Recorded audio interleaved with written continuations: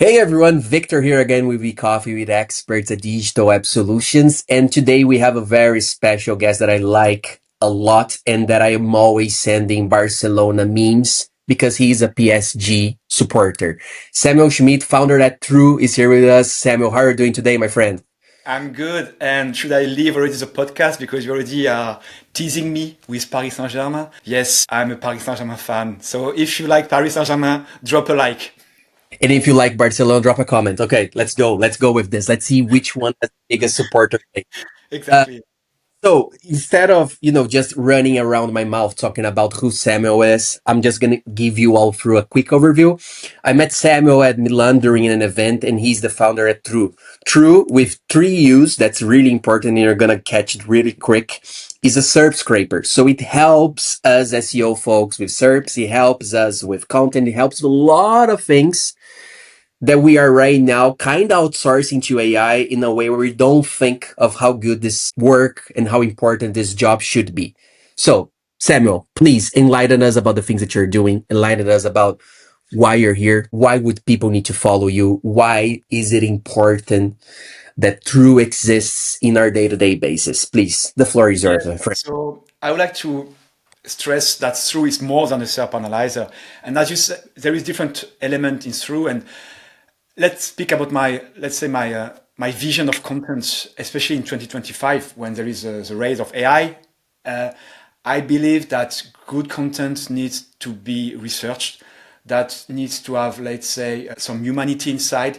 And this is what Through can help you with by doing great research, by understanding your competitor. Don't rush too fast into the content creation. Don't just drop a prompt in ChatGPT and expect to have great result. Understand your audience, do some research, especially if you're in the B2B field. And then one of the key elements of Through as well is that you can gather all your research in content briefs that are very detailed. So you can include your competitor analysis, your own research, you can list the headings to use, the frequent topics, etc. And when you provide, I believe, quality brief to your writer or to an AI, you are able then to create great content. So this is really what I would like to bring to this world with Through. And it's like, it's a tool to accelerate B2B content team and to help them create better content. Amazing, amazing. And how did it all start? Why did you start with True? Why the three U's? What else can you share about the existence of your company? So why Through? So let's go back in 19. This is basic September 2019. This is when I launched Through the version Okay. one, the first release of Through. But let's go back 6 months before. So early 2019, I was working for a company, a logistic company, nothing to do with SEO. I was a project manager doing Martech project, helping in building website, CRM for my company. And I wanted to find a new job. I wanted to build my own brand. And this time I was thinking, what is the best way to build a brand? This time it was creating content. And I still Hmm. believe content is key to build a brand. Yeah. So I started to create a blog and I started to be interested by SEO. I knew SEO from far away, but I started really to dig into it. I watched podcasts, YouTube videos. I follow newsletters, Barry Schwartz, Neil Patel, Backlinko. All this stuff nurtured me, and I started to learn SEO and I liked it. So I started to create my own content on my website for 6 months. And my process was always the same. I was going on Google, analyzing Hmm. my competitor, extracting data about them to understand what are the patterns, what are the headings, what are the topics they cover, what are the topics they don't cover, what things are missing in this whole information. And I was looking for a tool who can help me to accelerate basically this process. I was cheap, let's say, or I didn't find any cheap tool. And also, background, I'm a developer. I started as a developer 20 Okay. years ago. So I said, why not building a tool? Because also building a tool, my strategy at the beginning was first, I will build a tool to help me with my own process, and I will make this tool free. It will be free on my website because then I will be able to get backlinks, I will be able to get mentions, I will get build my authority faster. So Mm. really the strategy why I build Through It was basically to help me with my process.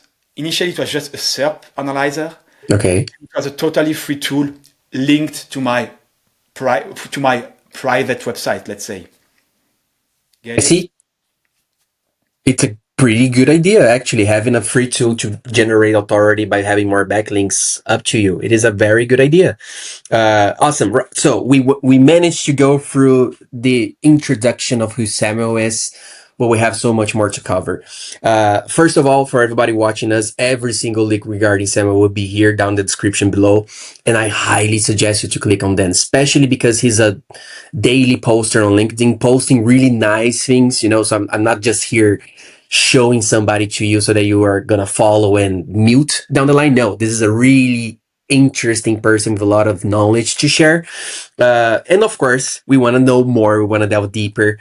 And since we have the basics covered, now my first question to you, Samuel, my friend, is why digital marketing? Why tech? Why are you in 2025 not selling croissants or not having your own French bakery, and is instead, moving forward with social media and digital marketing?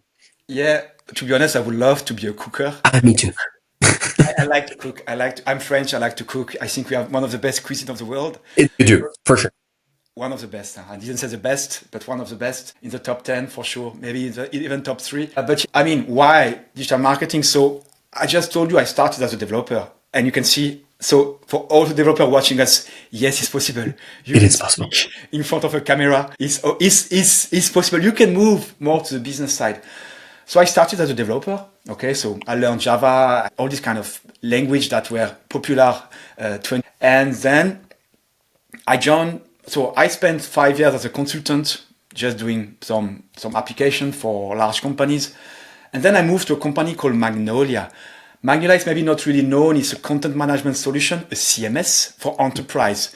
So it's not WordPress. It's really for the enterprise, let's say, segment. And I joined this company in 2020, 10, 11, as again a kind of consultant helping clients in Europe using our technology. And then I realized website is more than a tool. It's really like it's more than just code. It's a tool that helps marketers to drive traffic, to engage, to build a customer experience. And then I started also to connect or help my clients to connect the website with a marketing automation tool, a CRM, an e-commerce. Mm-hmm. It was also the trend of content plus commerce and all this stuff, and this really passionate me. So I moved slowly, from this kind of developer, simple developer, to more somebody interested by how tools work together and why a company needs to build a stack to drive traffic, to convert clients. And I'm using also, attract, convert, and close, because at the same time, I also started to learn about inbound marketing, thanks to HubSpot blogs. It was the same period, 2010, 2015. It was a key moment in my life. I was 30 years old and I learned about marketing stack and the inbound strategy, and this opened my eyes. So, and it links as well to SEO to some point. Makes okay. You were talking about, especially at first when you started learning things. How was the market there when you launched Thruuu, and how is it looking today? What? Of course, a lot of things have changed. Especially, we are talking about AI, especially with AI, especially with the digital era. But do you remember the key struggles that you had? Maybe would you have them today still with AI or not? I mean, the struggle, the market clearly was totally different. I mean, the AI wave changed a lot the market. There is Yeah. there is new competitors. There is different ways now to do the same thing. You can create workflows, you can create automation with Make, you can use tools, you can do your own stuff with APIs. There is no, I think, the struggle is really education. But now, going back to 2019, yeah, it was already complicated, let's say. But yes, clearly the landscape was different. But what was your question? What could have done differently? The reason why I actually chose that question is, for those who don't know, Samuel is also the head of sales and marketing at another agency, One Inside. So we are talking about somebody who has to split his time between his 9 to 5 and his passion, which is true. And of course, you are right now into this position where you have to keep yourself updated for the market trends, for tools, for tax, for stacks, as you're saying. But you are also getting into a point where you have to spend a lot of time both at Thruuu and at your agency. So at first, when you started Thruuu, I know that it was a little bit before you joined One Insight, right? Yeah, it was yeah, just a few months before, in fact, that's right. Exactly, few months before. So, and then you got yourself into this job, and right now you're still at both of them. So, Yes. how was it at first? How did you manage to find the time for both of them? How do you still manage to find the time today? Do Yeah, you have a clone? Did you buy yourself a clone? Do you know yeah, what right. Yeah. secret I have AI agent, AI agencies? AI AI agents. agent everywhere, and I have a make workflow. That's it. So That's where AI Samuel right here, everybody. This is not the real one, just so you know, of yeah, course. if you want to have my AI clone, just drop a comment below, and we will give it to you. Exactly. But yeah, that's the question. And overall, this whole No, story. you're right. I mean, yeah, I mean, it's quite complex to answer, and I mean, it was quite challenging, to be honest. I mean, it's still challenging. So when I started, I mean, in fact, when I started Thruuu in 2019, it was not yet a real business, to be honest. As I said, it was more like a side project that I'm doing overnight. It was just to create backlinks to generate some brand awareness, and so I spent a bit less time maybe on Thruuu at the first 2 years, and Okay. maybe an issue as well that we can discuss. So basically, for 2 years, Thruuu was simple free tool linked to my personal website, and during the day I was not yet head of sales. I was a business developer for an agency where I had to bring new customer, not in the SEO field, by the way, in a total different niche. Okay. So I was doing that during the day, and during the night, working on my tool, no pressure, doing what I want. It's a free tool. I don't care. I mean, I have time, you know. But after 2 years, I got some feedback from users saying, "Yeah, your tool is cool. Honestly, we like your style. We like your content." I was always creating content also. I like to create content. And people were like, "You should really make something, you should make a paid version of your tool. And you should start really to develop it because, yeah, I had some fun, let's say. During COVID, I think it was 2021, maybe, I started with the first paid model. Okay. And then I started to get my first paid customer. Okay, I move everything to Thruuu.com, so also a transition from my private website to a dedicated domain. And then I started to become more professional. Also, I had the possibility to hire a developer. So previously I was doing everything by myself. Now I'm delegating some tasks to a developer. I also have a copywriter helping me. But now it's getting a bit more challenging, to be honest. I hope my employer is not watching this podcast. They're probably is, and they're gonna have fun, of course. Yeah, because you know now I have more responsibilities at work during the day. Now I'm head of sales, leading a team of 7 guys, and by night building a SaaS, also leading a small team of 2 or 3 people. So and now I have more, let's say, pressure a bit because I have customer paying for the tool. So the tool Of course. it must be working. I define a roadmap. I need to commit to this roadmap. I have more strict, let's say, timelines to respect. I mean, yeah, I put pressure to myself. You know, I'm my own CEO, so this is a bit more challenging right now. Yeah. And now that you're the father of 10 kids, let's just say you have 7 in the agency, 3 at Thruuu, you might and you must be dealing with a lot of doubts, questions, expectations, frustrations from a lot of different people with different profiles at different companies. How is that to you? How is that faring to you nowadays? Is in this remote era where you can't be there to back and say, hey Victor, everything's gonna work fine. How are you handling this right now? To be fair, with my Thruuu colleagues, it's easier because all of them are freelance. So the contract between us is simple. You have some tasks to do.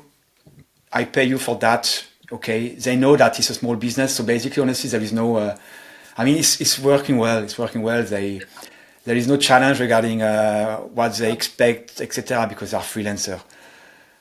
For my Success. daytime, I mean, that's it. It's between us, we have a contract, and that's it. And I don't want to change them, but I could also technically change them easily. At work, it's different. We have a working contract between the Sure. company and them. So here, I mean, and we need to also build them up, meaning we need to train them. We need to guarantee that they can evolve inside the company. And this is really the big challenge, in fact. And this is, in fact, now as a manager, this is maybe one of the toughest things to do is how to evolve your people, how to bring them up to speed, how to understand what they want to reach, how to bring them to the next step. And this, yeah, clearly challenging. But this challenge I don't have with Thruuu, to be honest. Great, great. You mentioned, for example, that first Thruuu was basically a free platform. Do you still have a free tier? Yes, it's still there is a free trial. Then you sign up, you have a free trial. It's not based on time, it's based on usage. So you have like X or 10 try of the tool. And then when you run out, you go back to the free version where you have less features and then you can subscribe. Yeah. I see, I see. And the community management of such new tools is a really important side of things. You even said now you have customers who are paying for it, they have their own expectations, you have more responsibilities with it. How do you make sure that you're talking to such customers, making sure that they are updated and that you're reading and listening to the feedback as well?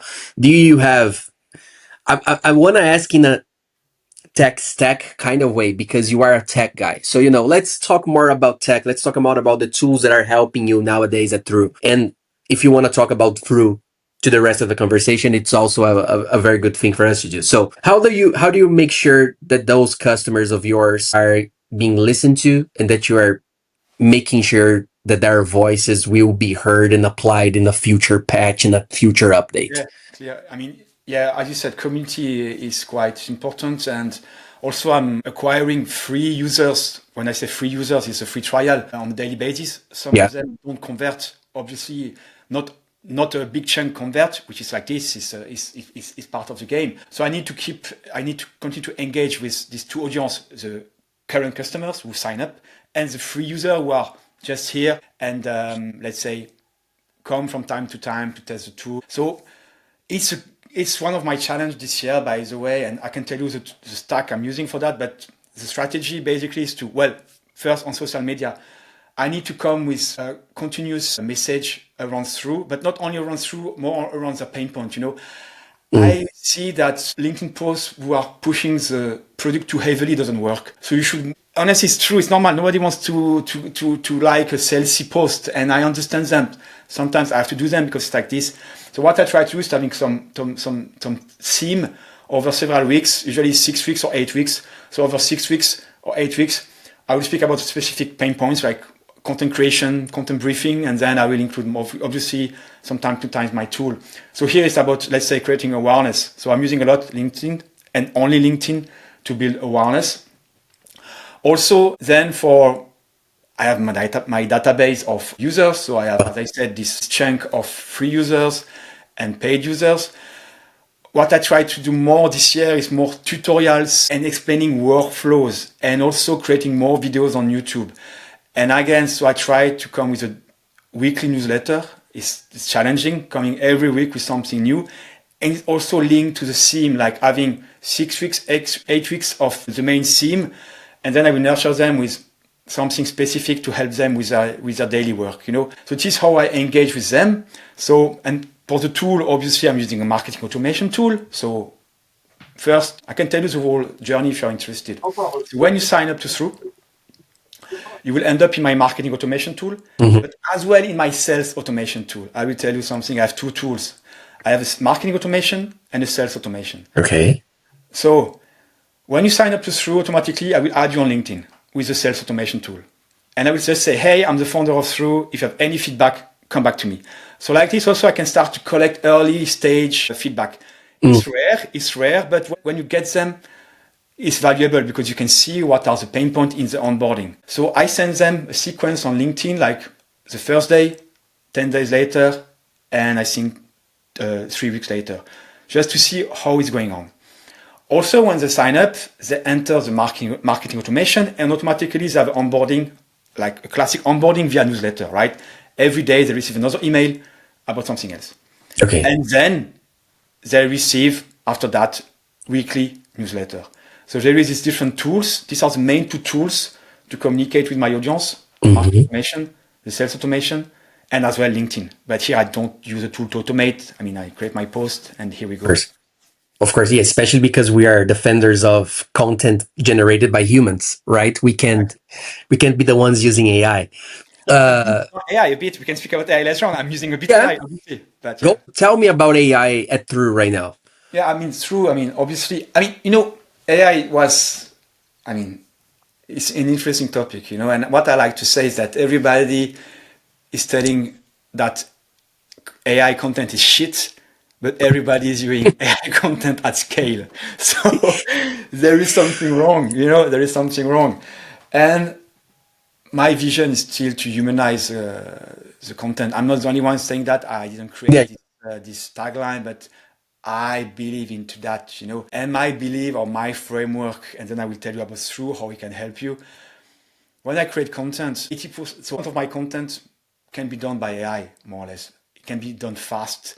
AI can do the base, but there is 20% missing in your content that should be done by you, by the human. You should bring something unique. You should bring a new perspective. You should change the tone. You should add your own story in this content. And this is especially for blog content. I believe that the one performing well are the one bringing something new, a new angle, a new information.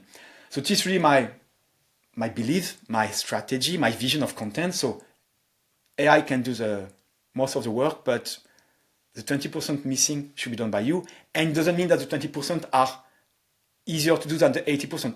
I hope you get my point. Yeah. 80% done fast, and then you spend all your time in adding value. So when you're in the B2B space, I'm in the B2B space, you are as well with your tool. You have to gather input from your SMEs, so from your experts in your company. Speak with your sales team, speak with your client, organize surveys, all these kind of things that bring value and bring uniqueness, and this is where you spend your time now. Don't create content. I mean, create content, but spend time in the research phase. And Through can help you basically accelerating that because, as I said, well, there is a SERP analyzer part, so extracting data from Google. In one click, you get a lot of data. In one click, you understand the SERP, you understand the format, the structure, the topics. Then the content briefing tool can also help you with AI to generate outlines, so heading structure quite fast. So also here, it accelerates, but then you have the knowledge base of Through, who can help you also to fine tune your article by looking at your competitor, etc. So you see, this is really how I see AI. It's like it won't replace us, at least not for the moment. But for sure, it's like it's a complement. It's a complement, and you have to use it. Clearly. We're talking about a lot of things that you have deep knowledge into, Samuel, especially, of course, with the career that you had before starting Through. Even to this day, do you have any campaigns that you remember fondly and that you try to get inspired? And by campaigns, I mean maybe an agency did something that you like, maybe you did something that you like in the past that works, that you can share here, that could also inspire other people. In fact, I will mention here a guy that is not really liked by the SEO community. Who?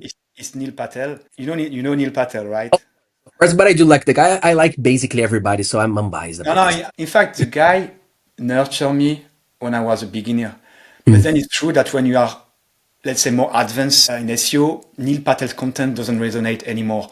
And that's why I Okay. can understand that all the SEO stars in the world, they don't really, are not a big fan of Neil Patel. But I think he's a smart guy and he found this niche and he understands what he wants to do. And he did, by the way, a podcast with Tim Sullo from Ahref. It's really a great podcast. I don't know if you saw this one, but it was Tim Sullo and Neil Patel.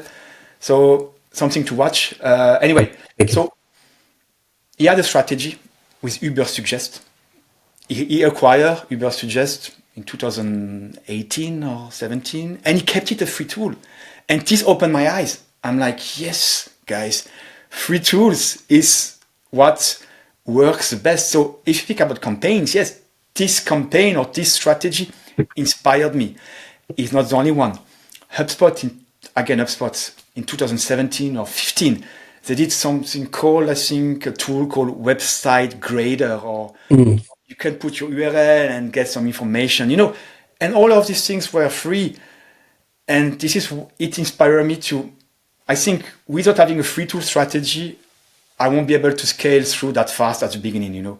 So this is my let's say my takeaway, the free tools strategy. And right now, even though I told you Thruuu now as a paid version, you have a free trial, but I'm still using free tools. And by the way, I want to also define what means free tool for me. Free tools is something free, where free means you give nothing away as a user. You don't give your email, you don't pay, and you don't give your email, I repeat, because some free tools you need still to give your email. For me, they are not free. You give something. Free tools should just be, you should break down the entry barrier, no friction, direct access to the feature. And also a free tool should be linked to one of your core features. So I built last year 7 free tools. So if you go on thruuu.com/free tools, you will get free tools like one to analyze headings. You enter a URL, it extracts the headings. One to analyze 2-page. You enter 2-page, you compare them. One to extract images. And in fact, all of these free tools are a small part of Thruuu, So I'm basically giving away a fraction of my tool for free, but also I tease them, I show them a flavor of what could be Thruuu. It's a main traffic driver so far. 50% of my traffic on my website coming from free tools, and also a big conversion driver. So people go on the free tool, they use the free tool, they use the free tool. At some point they sign up, So because they use a free tool, every day they might come to you, they see your brand. And next time they need a paid tool, they will think about Thruuu or about your tool. So free tool is key. Well, yeah, that's a pretty good point. And we love free things, right? And as you said, I mean, first of all, we love free things. And the second one, we hate giving our emails to people, Clear. right? But honestly, but we like free things, but we don't like cheap things. You know what I mean? This is something, the nuance between free and cheap. Still, if you want to make a successful free tool campaign, give something meaningful. Invest in a nice landing page, invest in a good free tools. I can see free tools on Google for some queries. You try the free tool, it doesn't work. It's just written free tools. What is the image you give to your client? That your paid tool might not work as well. Yeah, exactly. Like if the free tool doesn't work, why should I even think Exactly. paid one? It's about the customer experience. If already with the first interaction with your brand, the free tool experience is bad, they will believe that the paid experience as well might be bad. But if you give them a good free experience, they will think that if this guy is doing something great for free, what can he do if I pay? Wow, what an amazing insight. And then talking about customer experience, and this will be my last question before we close the episode. A lot of companies are investing a lot of money in customer experience, but we know, of course, not everybody's an expert. Not everybody truly understands. People sometimes just spend money thinking that that will be a guaranteed return over investment, right? Just having ads will give me customers, so will give me traffic. Having chatbot will give me quicker support down the line. So that's usually how companies think. But we know that a lot of them are just trying to meet the standard of the industry. They don't want to be behind their main competitor, right? Sometimes it's FOMO, sometimes it's paying closer attention to the competitor, even closer than they should be. But coming from your side, who is dealing in a current and daily basis with customer experience, what do you see separates a company and a brand and an agency from a good customer experience that is meaningful? And not only talking about free tools, free access, but like a meaningful overall complete journey to those companies who are just meeting the standard. Well, differentiate these two companies, I would like to say it's a vision, and it's coming from the top. Is if your top management doesn't believe in customer experience, you won't do anything great. All the effort will be wasted. And I can give you some example. If my customer watch me, they might cancel the contract. I won't name them, but they will recognize them. It's a bank. And they have also, let's say, a lot of agencies, physical agencies, right? Where still their customer goes on physical agencies and as well on the website to do their stuff. And we try for several years to improve their website experience. We can tell them that look, will be something here must be improved. But they said they don't want to break the agency business. They don't, they, you know what? They prefer to have a shitty website so the agency looks good. You know what I mean? It's a bit, Yeah. it's like, okay, right. But so basically, people at the top don't understand the requirements from the new generation that you want to do things online, you want to do things fast, information should be accessible, every single touch point must be frictionless. This is customer experience. You know, it's not about tools, it's about touch point. Also, a touch point with you, with the people, with if you work in an agency, how your people behave with customers, this is part of the customer experience, you know. So this is why it's coming from the top, because you should, as a leader, drive this mentality in your company, you know. And then obviously tools will come, integration will come, this will be fine. It's not the most complicated part, I guess.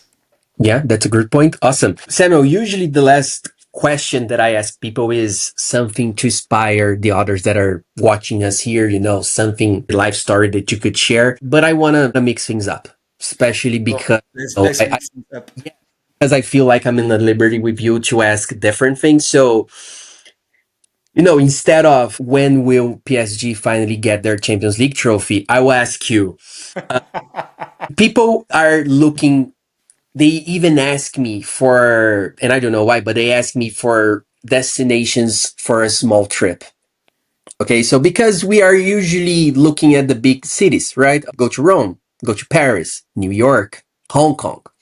What about you? Do you have a particular, can be a country if you don't think of a city, but do you have a particular destination that you would recommend people who want to do something, then you can say what the destination is good for? So basically, I need to give you my travel trip, my travel tip. Yes, please. A Okay. travel tip from Samuel, founder at Thruuu. Honestly, you know what? I will give you, in fact, one of my most recent travel. I had no expectation about this city or and this country before going there. I was like, okay, it will be okayish. I had even a kind of bad images, like it will be dirty, it will be Okay. insecure. And also I was thinking, yeah, the food will be kind of average because I'm French, so nothing can beat the French food. In fact, it's Greece and Athens. Oh, Athens. really? I went to Athens, and honestly, it's such a great city. It's a mix between. I should work for the Athens Company. tourist office tourism or whatever. Anyway, of course, you have the historical part, which is nice. Mm-hmm. It's really clean. It's really beautiful, you know. But also you have all the, let's say, more hipster area with a lot of graffiti in the streets, nice little restaurant with this light bulb everywhere, you know, this kind of hipster style that you can also see in I know what Berlin. you mean. Those And Pinterest places, right? Those Instagram reels, cozy places you're talking and also, about, you right? know, with random furniture, you know, like you can see Uh-huh. they pick it from the trash, but honestly, good vibes. People are really nice. And the food, oh my God, honestly, the food. I think now I know the best food in the world is Greece. Believe me. You, And really. it was so good. I mean, everything. And you know what I like also is to share. I like to share. I like to share food. This kind of mezze style that I also have it in Athens and in Greece. So you pick different things and everybody's taking a bit. Feta, tzatziki, seafood, lamb, great meat. I mean, honestly, olives. I like olives. I mean, yeah, perfect. Honestly, so. And by the way, when we came back, so I went there in December. So really good surprise, and I recommend to go there. Nice city. And Athens or Greece has been named the best country for food recently I didn't by know. a French newspaper. Okay, I didn't know that. Wow, and coming from a French guy saying that, coming from a French guy who likes French food, listening about Greece having an amazing one, I just want to go to Google Flights right now and see whenever I can fly. And you know what? I went there without, you know, I was believing, yeah, food average, it will be feta, it will be beans and stuff like this. Mhm. Yeah, you have this stuff, but it's really well done. I was believing also, you know, the country is coming from a crisis. I was thinking that everything will be destroyed. I'm in France, but I'm often going to Switzerland, and Switzerland have a really high standard. If you go Yeah, in a true. Swiss city, here you can you can see like the top of the cities in the world are the Swiss city, Basel, Bern, Zurich, Geneva, Lausanne. All these cities are beautiful. So this is basically my daily standard. But Athens, super clean, super nice. The streets are really great around the main, let's say, tourist sites. But also the other neighborhood, a bit more hipster, are also great. And the food, believe me, the food, perfect, perfect food. Wow, wow, well, I think I got way more than I was expecting out of this question. So thank you. Really appreciate everything, even the question, the conversation, everything that you shared, the tech things about how you're working right now.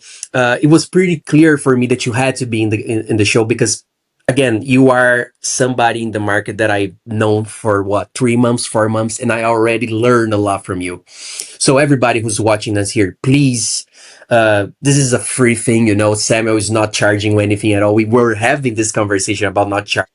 Go check Thruuu's website. Go check his LinkedIn website. He's a really nice guy.